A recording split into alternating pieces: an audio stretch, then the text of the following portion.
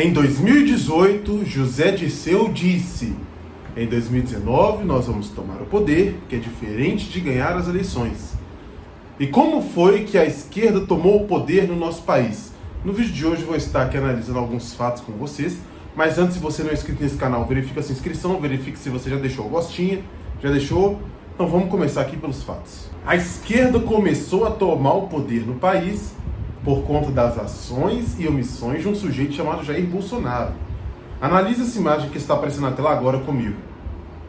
Em 2018, Bolsonaro era eleito presidente e Lula estava preso e a Lava Jato prendia corruptos. Moro, Bolsonaro tirou o COAF do Ministério da Justiça para proteger os filhos. Para salvar Flávio da cadeia, por conta dos esquemas de rachadinha, Bolsonaro faz o acordão com o STF, tira o COAF de Moro e começa a destruir a Lava Jato.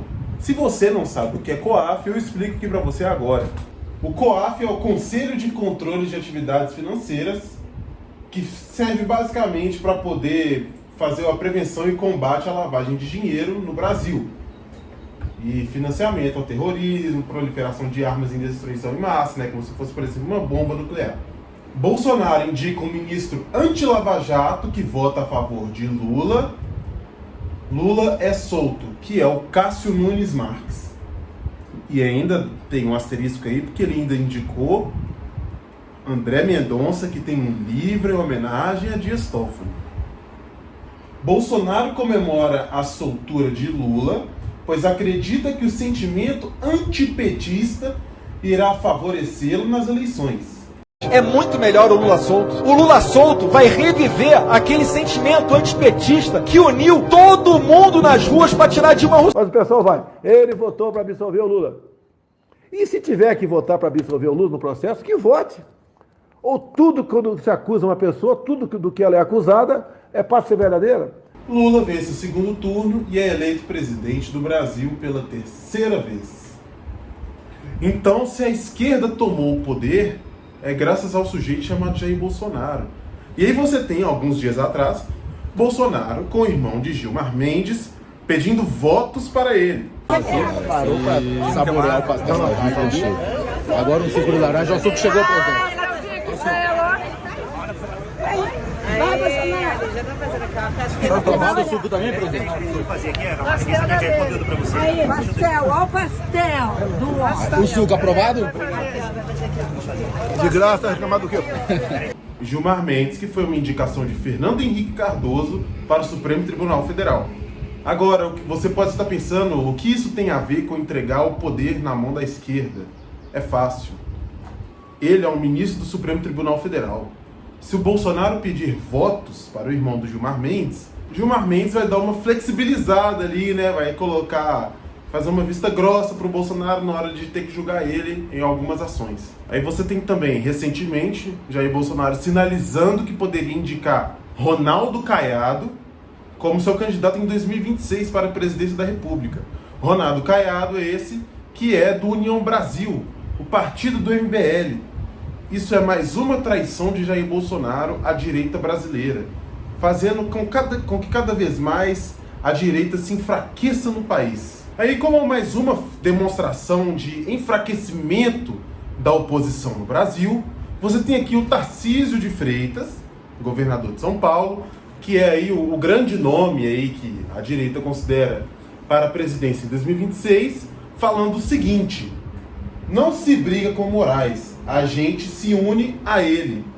Tarcísio, um dos maiores nomes aí da oposição, vive lá no palanque com o Bolsonaro, teve lá com o Mito, né, pedindo voto com o Mito, e agora tá aí falando que a gente deve se unir a Alexandre de Moraes. Se você não vive em uma bolha, você deve estar sabendo que o Lula cometeu um crime eleitoral, pediu abertamente votos ao Boulos, né, que é vai ser candidato a prefeito de São Paulo, antes do tempo. Isso é crime eleitoral.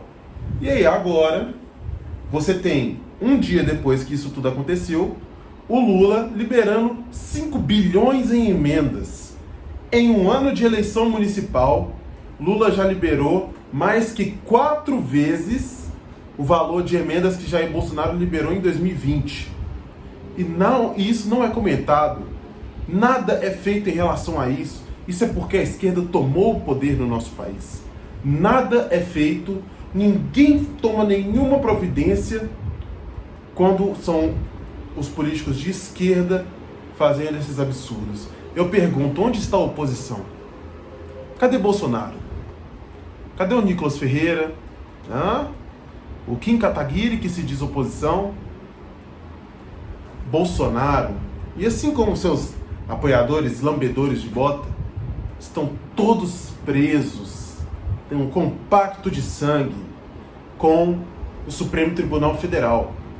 Porque o Supremo Tribunal Federal sabe, se o Bolsonaro quiser, ele leva a multidão para a rua para poder pedir impeachment de todo mundo. Assim como o Bolsonaro sabe que a hora que o STF quiser, eles prendem ele. Então o Bolsonaro faz a manifestação e pede para não levarem faixas pedindo CPI, impeachment.